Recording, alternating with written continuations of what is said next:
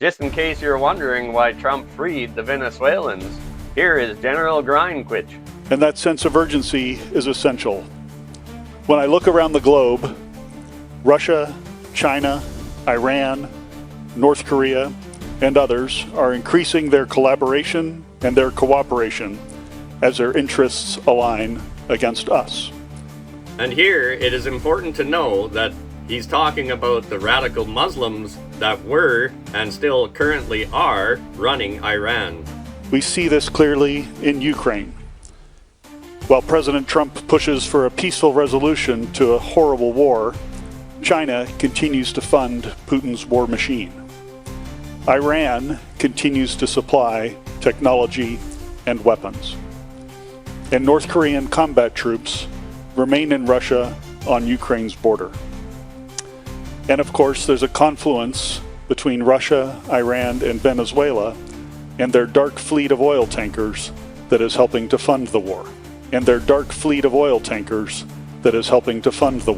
Piece by piece, Trump has been taking out the World Economic Forum's financial system. While they are playing checkers, Donald Trump has been playing chess. You see, Donald Trump's real war is against the British imperial system, led by the evil King Charles, the EU, and the World Economic Forum's Klaus Schwab. If you pay attention to what the EU has actually been doing to Britain, Ireland, and most of Europe, they have come closer than ever to defeating freedom. You wonder why Trump is going after oil. It is because that is exactly what is funding terrorism, Muslim extremists, and the progress against the West, us. They have so much money and power. We are actually very lucky to have Trump helping us out and fighting the good fight against this very large, powerful machine. And there is nobody else fighting these guys other than the strength of the US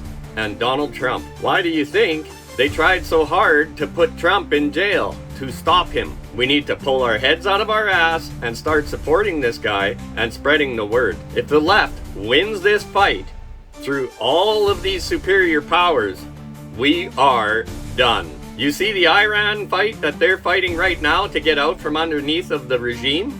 That is exactly what'll happen to us. You think people are dying now?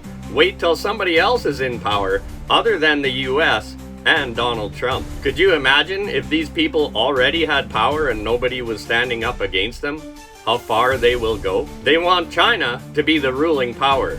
If you don't think so, then why isn't China pushed to do net zero policies?